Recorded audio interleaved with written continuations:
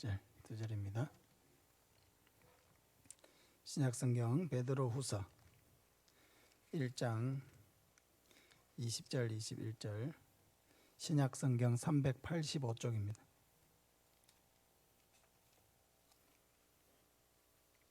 신약성경 385쪽 베드로후서 1장 20절 21절 우리 한 목소리로 같이 읽겠습니다.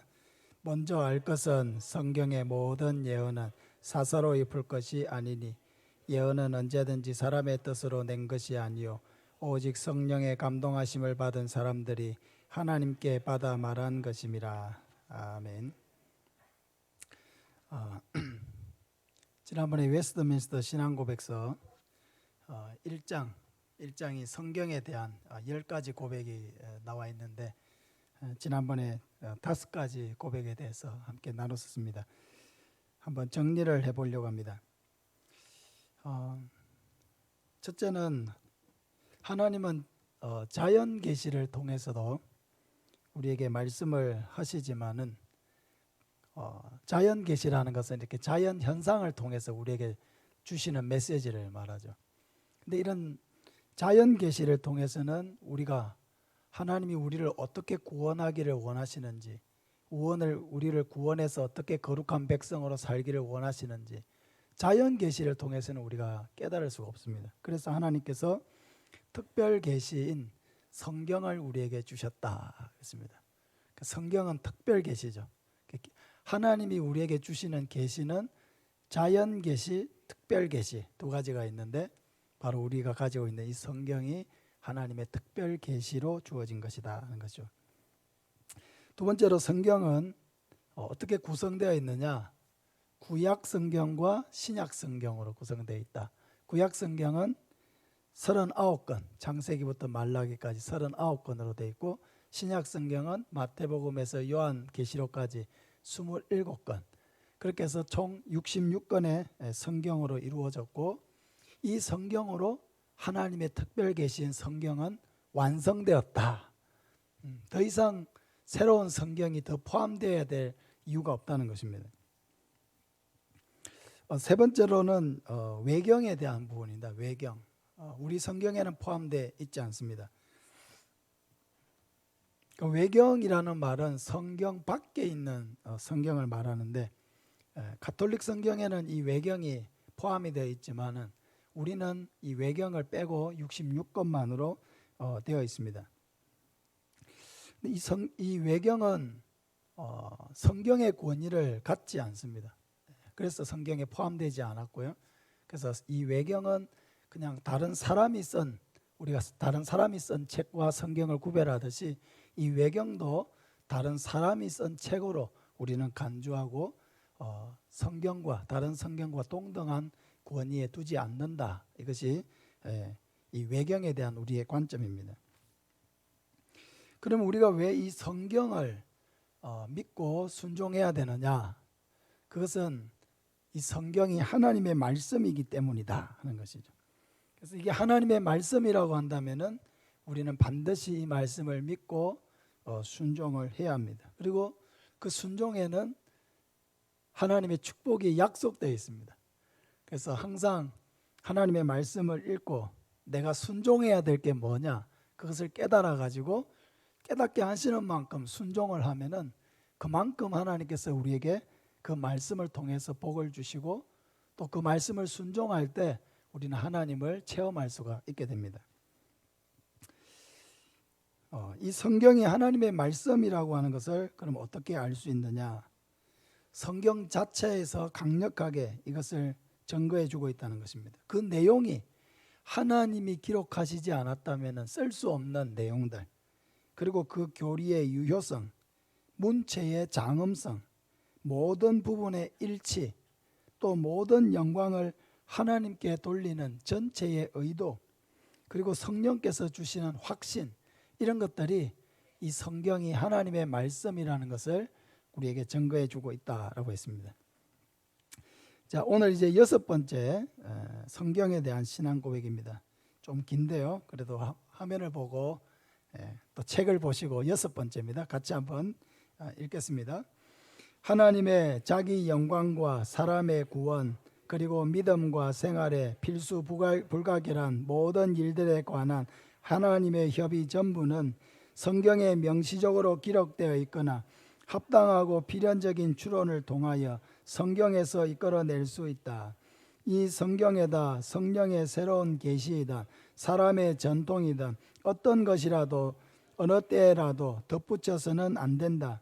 그럼에도 우리는 말씀에 계시된 바 이해하여 구원에 이르게 하는 데에 성령의 내적 조명이 필수 불가결함을 인정한다. 또한 하나님께 드리는 예배, 교회의 치리, 인류의 행위와 공동체의 공통적인 사안 등은 항상 준수해야 하는 말씀의 일반 원칙들을 따라 본성의 빛과 신자의 분별력으로 규정해야 한다. 말이 좀 어렵죠. 네, 이 교리책들은 조금 함축적으로 이렇게 뭔가를 표현하고 있기 때문에 조금 어렵게 느껴집니다. 이 말은 무슨 말이냐면 성경만으로 충분하다라고 하는 것입니다. 어떤 점에서 성경이 충분하냐? 하나님이 어떤 분이신지를 우리가 알아가는 데 있어서 성경이 충분한 지식을 우리에게 제공하고 있고, 또 우리가 어떻게 구원을 받을 수 있느냐, 그 구원의 방법적인 측면에서 성경이 우리에게 충분하게 안내를 해주고 있고, 또 우리가 무엇을 어떻게 믿어야 되느냐 하는 부분에 대해서도 성경이 우리에게 잘 안내를 해주고 있다라고 하는 것입니다. 그런 점에서 하나님을 알고 또 그 구원의 방법이신 예수 그리스도를 우리가 믿고 거룩한 백성이 되어서 하나님의 백성으로 살게 하도록 하는 데 있어서 그 모든 내용을 성경이 충분하게 우리에게 제공해 주고 있다라고 하는 것입니다. 그래서 이 완성된 66권의 성경이 충분하다라고 하는 것은 추가적으로 무슨 내용이 더 우리에게 주어져야 한다거나 또 어떤 내용이 수정되고 보완되어야 한다거나 그렇지 않다는 것입니다. 근데 오늘날에도 많은 사람들이 내가 하나님의 어떤 직통 계시를 받았다 그렇게 하면서 자기가 아주 탁월한 그런 선지자인 것처럼 자기를 이렇게 과시하면서 자기를 따르게 하는 그런 사이비들이 이 시대에도 계속 일어나고 있습니다. 그리고 실제로 많은 사람들이 그런 사이비들을 지금 따라가고 있지 않습니까? 그래서 우리가 믿는 바는 무엇이냐면은 하나님께서 이 시대에 무슨 새로운 선지자를 보내어 가지고 이 66권의 성경이 부족한 부분이 있으니까 오늘날에 또 선지자를 보내어 가지고 어떤 내용을 더 추가시켜야 될 만큼 불완전한 책이 아니라고 하는 것입니다. 이미 이 성경이 완성될 때에는 완전한 하나님의 계시가 이 속에 포함되어 있기 때문에 이 성경이 완성된 이후에는 어떤 더 이상의 어떤 선지자나 어떤 직통 계시 이런 걸 통해 가지고 하나님이 성경의 부족한 부분을 더 보완해야 될 그런 필요가 전혀 없다는 것이죠. 그러니까 우리에게 그런 사이비적인 주장을 하면서 자신을 따르도록 하는 이런 모든 것은 하나님이 보낸 사람이 아니고 자기 자신이 그렇게 사람들을 미혹하기 위해서 주장하는 그런 사이비, 이단, 교주라는 것을 우리는 분별해야 하는 것입니다. 다음으로 7번째 성경에 대한 신앙 고백입니다. 우리 같이 한번 읽겠습니다. 성경에 있는 모든 것은 자체로서 똑같이 명백하지도 않으며 만민에게 똑같이 분명하지도 않다. 그러나 구원을 위하여 반드시 알고 믿고 준수해야 할 바는 성경의 여러 곳에 아주 분명하게 공표되었고 열려있기 때문에 배운 자든 못 배운 자든 통상적인 방편을 합당하게 사용하여 충분하게 이해할 수 있다. 이 성경을 읽었을 때 우리나라 사람이 이 성경을 읽고 이해하는 것, 저 아프리카 오지에 있는 사람이 성경을 읽고 이해하는 것, 남미에 있는 사람이 성경을 읽는 것, 중동에 있는 사람이 성경을 읽는 것, 읽었을 때 조금씩 자기의 문화나 자기의 어떤 지식이나 그런 것에 따라서 다르게 보일 수 있는 부분들이 분명하게 있다라고 하는 것입니다. 근데 중요한 것은 구원의 진리, 어떻게 우리가 이 죄에서 구원을 받을 수 있는가라고 하는 이 진리를 우리에게 가르쳐 주는 바에 있어서는 전혀 이견이 될 것도 없고 오해도 될 부분이 없다는 것이죠. 또 배운 사람이나 배우지 못한 사람이나 이 구원의 진리를 배운 사람은 더 이해를 하고 못 배운 사람은 못 배웠기 때문에 이 진리를 이해하지 못해서 구원받지 못한다. 그것도 아니라고 하는 것입니다. 배운 사람이나 배우지 못한 사람이나 누구든지 이 구원의 진리는 명백하게 그 구원의 방법은 오직 예수 그리스도를 통해서 그 예수 그리스도를 믿음으로 말미암아 구원을 받는다라고 하는 이 진리는 너무 쉽고 명백하고 단순하기 때문에 누구든지 또 세계의 어느 나라에 살고 있는 그런 사람이든지 이 구원의 진리는 다 알 수 있도록 이 성경 속에 표현되어져 있기 때문에 누구든지 예수님을 믿고 구원을 받을 수 있다. 그런 내용으로 되어 있습니다. 다음으로 8번째 신앙 고백입니다. 우리 같이 한번 읽겠습니다. 히브리어 하나님의 옛 백성의 모국어로 된 구약과 헬라어 신약 기록 당시에 가장 일반적으로 알려진 언어로 된 신약은 하나님께서 직접 영감하셨고 비상한 보호와 섭리로 모든 시대에 순수하게 보존하셨기 때문에 진정하다. 그래서 종교의 모든 논쟁에서 교회는 구약과 신약에 최종적으로 호소해야 한다. 그러나 성경에 대한 권리와 흥미를 가지고 하나님을 경외하는 가운데 성경을 읽고 공부할 명령을 받은 하나님의 백성이 다 성경 원어를 알지는 못하기 때문에 성경을 그들이 속한 각 민족의 대중어로 번역해야 한다. 그러면 하나님의 말씀이 그들 가운데 풍성하게 거하여서 그들이 하나님을 합당한 방식으로 예배하고 또 인내와 성경의 위로를 통하여 소망을 가질 것이다. 구약 성경은 히브리어로 기록되어 있죠.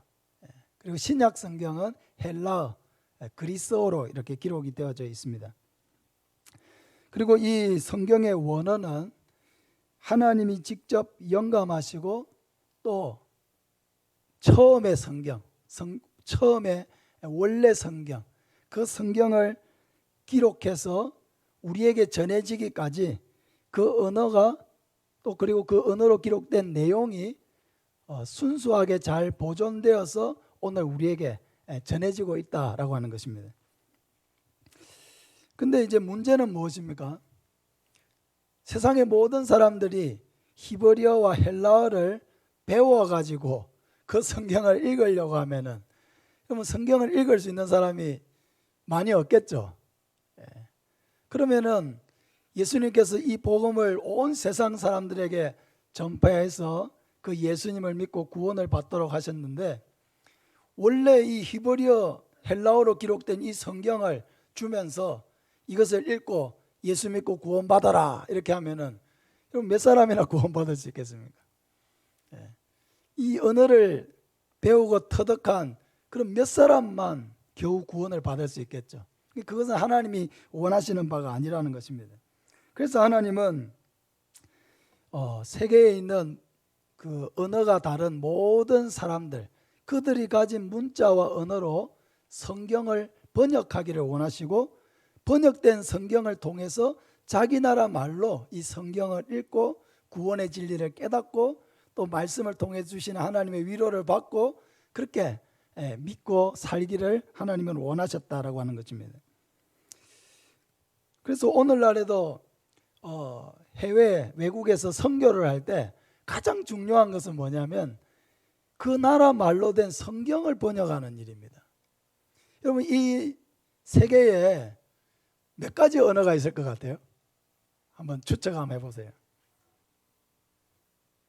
이 세계에 있는 언어가 지금 나라는 유엔에 가입된 나라는 보통 한 210개국 전후거든요. 210개국. 근데 언어는 훨씬 많아요. 세계의 언어가 1000개가 넘는다. 한번 손 들어보세요. 1000개까지는 안 될 거다. 1000개 이하다. 1000개가 넘는다. 야, 2000개가 넘는다. 2000개가 넘는다. 3000개가 넘는다. 훨씬 많아요. 5000개가 넘는다. 더 많아요. 놀랍죠? 나라는 200여 개국밖에 안 되는데 언어가 총 몇 개냐면요. 지금 성서공회에 이렇게 나와 있는 자료를 제가 봤는데 7,359개 언어가 있어요. 전 세계에 7,359개. 그러니까 이 중에는 말만 있고 문자가 없는 민족들도 되게 많아요. 말만 있고 문자가 없어요. 그럼 이런 나라들은 어떻게 하겠습니까? 그 나라의 문자를 만들어주고 성경을 번역해서 교육을 시켜가지고 성경을 읽도록 해야 되는 거죠. 지금 7,359개 언어가 있는데 이 중에서 성경 전체가 다 그 나라 말로 번역된 성경은 704개가 있습니다. 작년 기준입니다. 704개. 그리고 성경책에 이 66권이 있는데 한 권이라도 그 나라 말로 번역된 성경은 3,335개가 있어요. 그러니까 아까 언어가 총 몇 개가 있다고 그랬어요? 7,359개가 있는데 이 각 권 하나라도 번역된 성경을 가지고 있는 나라가 그러니까 민족이죠. 나라가 아니고 민족이 3,435개니까 아직 4,000개 민족이 이 성경, 예를 들면 창세기면 창세기, 요한복음은 요한복음, 이런 한 권의 책도 아직 자기 말로 번역된 성경을 가지고 있지 않다는 것입니다. 여러분, 작년에 코로나가 터져가지고 많은 사역이 위축되어졌는데 그래도 작년 한 해에 이런 성경을 번역하는 선교사님들이 계시거든요. 전문적으로 작년 한 해에 66개 언어가 번역됐대요. 그리고 지금도 312개 언어 번역 작업이 진행되고 있습니다. 여러분, 너무 놀라운 이야기죠. 처음 듣는 얘기죠.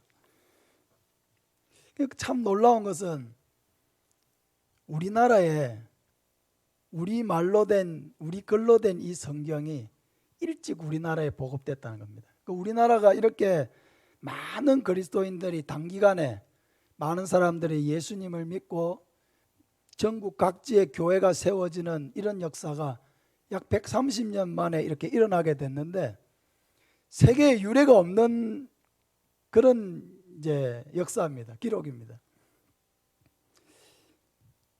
이렇게 빠른 그런 선교가 우리나라에서 이루어질 수 있었던 가장 핵심적인 일이 무엇이었냐면은 바로 성경이 일찍 우리말로 번역되었기 때문입니다. 우리말로 이제 번역된 것이 언제냐면은 1883년이에요. 1883년. 그때 이수정이라고 하는 사람이 일본의 수신사의 수행원으로 일본에 가게 되었는데 거기에서 이수정이라는 사람이 예수님을 믿고 일본에서 세례를 받고 성경을 번역하는 일에 동참을 하게 되었습니다. 이때 마가복음 성경이 번역되어졌거든요. 국한문 혼용체로 된 이 마가복음, 신약, 마가전, 복음서언이라고 하는 이 마가복음서가 국한문 혼용체로 번역이 되어졌어요. 이때가 1883년입니다. 이 성경이 왜 중요하냐? 우리가 잘 아는 선교사님이 있으시죠. 우리나라에 들어온 언더우드 선교사님과 아펜젤러 선교사님이 있죠. 우리나라 선교에 가장 결정적인 역할을 한 두 선교사님이 언제 우리나라에 들어왔냐면 1885년이에요. 1885년 부활주일에 우리나라에 도착했거든요. 그러니까 이미 그 두 선교사님이 우리나라에 들어오기 전에 그분이 일본을 거쳐서 우리나라로 오게 되는데 그때 우리말로 이미 번역된 성경을 가지고 우리나라 선교에 들어올 수 있었다라고 하는 거죠. 이게 너무 놀라운 거예요. 선교사님이 우리나라에 와가지고 성경을 번역한 게 아니고 이미 선교사님이 도착하기 전에 해외에서 이미 번역되어 있는 성경을 가지고 우리나라로 들어올 수 있었다. 이것은 엄청난 선교의 도구를 가지고 들어온 것과 같은 것입니다. 그리고 이제 신약 성경이 이렇게 완전히 번역된 게 1887년입니다. 예수 선교전서. 이게 이제 신약 성경만 번역된 겁니다. 이것은 스코틀랜드에서 파송을 받아서 중국에서 선교 사역을 하던 존 로스 선교사님, 그리고 맥킨타이어 선교사님, 이런 분들이 그 중국과 한국을 오가면서 상인으로 일했던 이영찬, 백홍준, 서상윤, 이성아, 이런 사람들이 예수님을 믿고 이 선교사님들이 이 우리 한국 사람 상인들의 도움을 받아가지고 이 신약 성경을 최초로 번역하게 됐다는 거죠. 그리고 우리말로 이 전체가 다 번역된 것은 1911년입니다. 굉장히 이런 시기에 그래도 번역이 완성된 겁니다.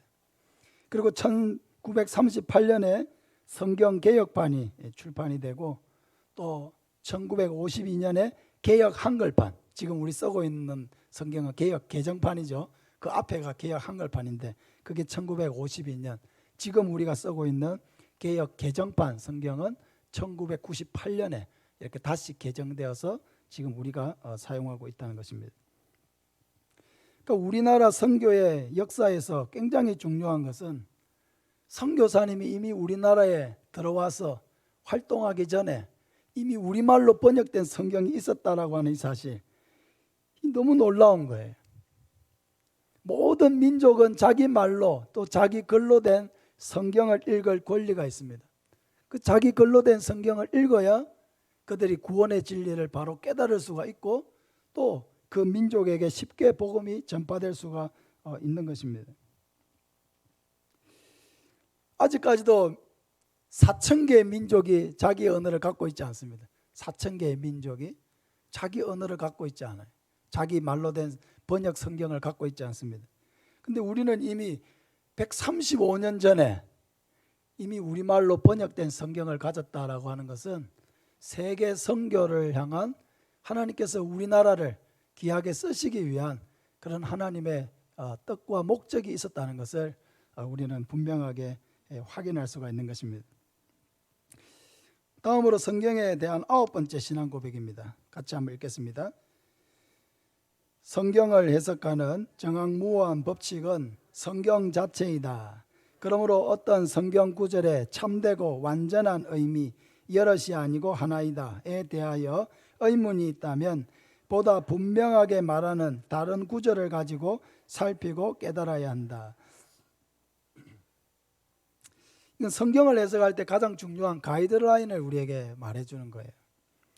그러니까 성경을 해석하기 위한 가장 중요한 책은 뭐다? 성경이라는 것입니다. 성경으로 성경을 해석한다. 말씀으로 말씀을 해석한다. 이것이 성경 해석의 가장 중요한 그 원리입니다. 성경은 어떤 신학자가 자기의 이론으로 어떤 말한 그런 내용을 아주 높게 평가를 해가지고 그런 걸 기준으로 성경을 이렇게 해석하는 것이 아닙니다. 그러니까 성경의 어떤 말씀을 그 내용이 약간 모호하게 느껴질 때에 그것에 대해서 더 분명하게 밝혀주는 다른 성경 구절의 도움을 받아서 본 성경 구절을 해석하는 것, 이것이 성경을 해석하는 가장 중요한 방법이라는 것입니다. 베드로후서 1장 21절을 우리가 다시 한번 읽겠습니다. 예언은 언제든지 사람의 뜻으로 낸 것이 아니요 오직 성령의 감동하심을 받은 사람들이 하나님께 받아 말한 것임이라.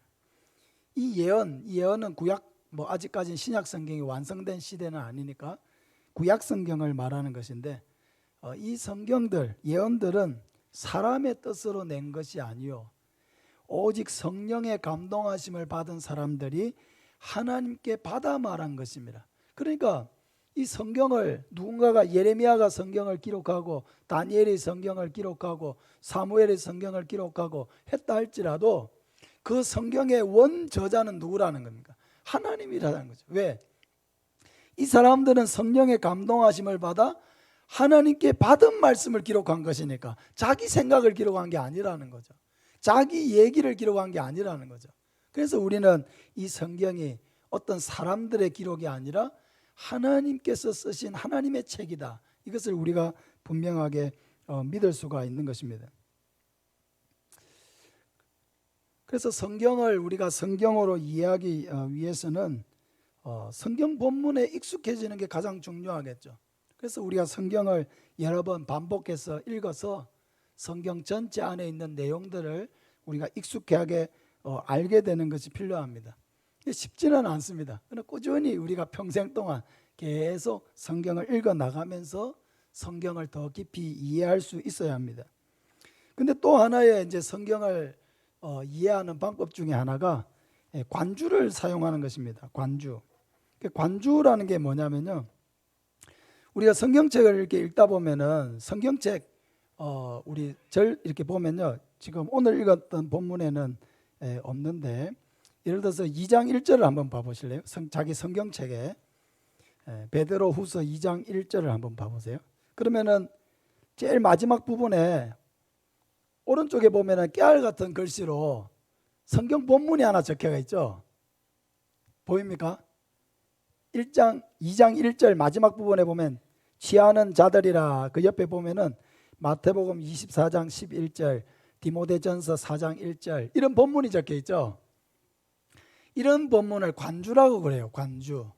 말하자면은 지금 이 읽었던 이 베드로후서 2장 1절 이 본문과 연관되어 있는 다른 성경 구절을 우리에게 보여주는 거예요. 그래서 이 본문을 읽고 이 깨알같이 적혀 있는 다른 본문들을 찾아보면은 이 본문도 이해할 수가 있고, 이 관주들이 보면은 구약 성경이 신약 성경을 지금 읽고 있는데 구약 성경이 적혀 있기도 하고, 구약 성경을 읽고 있는데 신약 성경이 적혀 있기도 하고 그래요. 그것은 뭐냐면은 이 성경 구절을 신구약 성경 전체 안에서 볼 수 있는 안목을 우리에게 주는 것입니다. 그래서 성경을 읽을 때 그렇게까지 공부하면서 읽는 분들은 잘은 없을 거예요. 그러나 성경에 대해서 내가 좀 더 알고 싶다 하는 분들은 이 관주를 이용해서 성경을 계속 찾으면서 신구약을 왔다 갔다 하면서 그렇게 성경을 읽는 습관을 가지면은 성경 전체를 바라보고 이해하는 눈이 훨씬 더 넓어지는 것입니다. 이제 마지막으로 성경에 대한 10번째 신앙 고백을 보겠습니다. 같이 읽습니다. 시작. 종교의 모든 논쟁들을 결정하고 교회 회의의 모든 결의, 고대 저자들의 견해, 사람의 교리와 사서로운 영들을 분별하고 우리가 그 판결을 승복할 수밖에 없는 최고의 심판자는 성경에서 말씀하시는 성령뿐이시다. 성경 해석을 할 때 논쟁이 되는 그런 구절들이 있을 수가 있습니다. 학자들 간에, 교파들 간에 그 성경을 해석하는 그런 논란이 되는 구절들이 있을 수가 있습니다. 근데 이런 무엇이 옳으냐, 어떤 회의를 통해서 교리를 결정하고 확정할 때 그 최고의 심판자는 성령이시다라고 했습니다. 근데 성령은 말씀을 떠나서 역사하시지 않거든요. 말씀과 별개로 성령이 역사하시지 않기 때문에 그 말씀 안에서 말씀하시고 말씀 안에서 우리에게 가르쳐 주시는 그 성령의 인도하심을 받아서 성경을 해석해야 한다 하는 것이죠. 그래서 이 성경을 해석할 때 어려운 구절들이 있으면은 그냥 어려운 대로 이해되는 만큼 이해하고 넘어가면 되는 겁니다. 근데 그 어려운 구절들을 자기 나름대로는 막 확실하게 나는 이 구절들에 대해서 알 거다, 예를 들면은 그렇게 해가지고 많은 사람들이 그 성경을 해석할 때 무리한 성경 해석을 하게 돼요.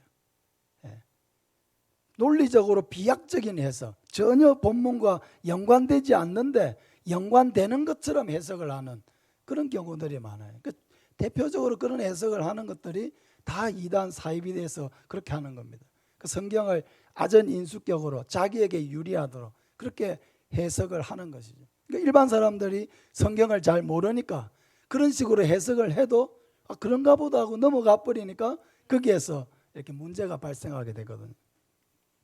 그래서 우리는 이제 사람마다 공부를 뭐 더 많이 하면은 조금 해석을 더 할 수가 있고 또 설교를 들으면서 도움을 받을 수도 있지만은 어떤 본문에서 뭔가 이해가 어렵고 또 명확하게 뭔가 의미가 이해되지 않을 때는 이런 관주를 찾아보거나 또 물어보거나 하면서 또 좀 배워 나갈 수 있는데 무리하게 그것을 해석하려고 해서는 안 된다. 그것을 우리가 꼭 생각을 해야 하는 것입니다. 신앙 고백서 뭐 대결이 문답할 때도 우리가 그런 걸 느꼈지만은 이 정리된 내용들이 굉장히 어렵게 우리가 조금 느껴집니다. 그죠? 한 번 읽는 것보다는 두 번, 세 번 읽으면은 좀 더 내용을 이렇게 이해할 수 있습니다. 너무 내용들이 함축적으로 되어 있고 또 교리적이고 신학적인 내용을 이렇게 담고 있다 보니까 읽기에 조금 우리가 어렵게 느껴질 수 있는데, 근데 이 웨스트민스터 신앙고백서가 35문으로 5장으로 되어 있는데 왜 1장이 성경이냐? 왜 1장이 성경일까? 그것은 이 모든 우리가 하나님에 대해서나 복음에 대해서나 예수님에 대해서나 이 모든 것이 다 어디에서 나왔습니까? 성경에서 나온 거죠. 그러니까 우리가 예수를 믿는다라고 할 때 가장 중요한 것은 바로 이 성경이 하나님의 말씀이다 하는 것을 분명하게 믿고 인정하는 것입니다. 이 성경이 하나님의 말씀이라고 하는 것이 인정되지 않으면은 우리는 예수를 믿을 수가 없죠. 이 성경이 하나님의 말씀이 아니고 그냥 단순히 사람의 책이다, 사람이 기록한 책이다, 그런 식으로 성경을 이해하면은 그 예수를 믿을 수가 없습니다. 우리 믿음의 선배들은 어떻게 했습니까? 이 말씀을 지키기 위해서 목숨을 걸었잖아요. 그죠? 많은 믿음의 선배들이 순교를 했습니다. 왜 순교했습니까? 사람이 쓴 책이면 순교할 이유가 없죠. 하나님의 말씀이기 때문에 반드시 지켜야 된다고 생각했고, 또 말씀을 지키기 위해서 내가 죽어야 한다면 기꺼이 죽겠다, 그 정도까지 믿고 순종을 했었다라고 하는 것입니다. 그러므로 1장에서 이 웨스트민스터 신앙고백서 1장에서 성경에 대한 신앙 고백이 가장 먼저 언급되고 있는 것은 이런 이유에서 우리의 믿음의 출발이 바로 성경에서 시작되는 것이기 때문에 이것이 중요한 것입니다. 우리 한번 따라했으면 좋겠습니다. 성경은 정확하고 오점이 없는 하나님의 말씀입니다. 성경은 정확하고 오점이 없는 하나님의 말씀입니다. 이것이 우리에게 분명하게 믿어진다고 하면 성경에서 나오는 모든 말씀을 우리가 하나님의 말씀으로 믿고 즐겁게 그 말씀을 순종함으로 우리는 많은 은혜와 복을 누리게 될 줄로 믿습니다. 이 은혜가 여러분에게 말씀을 가까이 함으로 받는 은혜가 여러분에게 늘 충만하기를 축복합니다. 우리 198장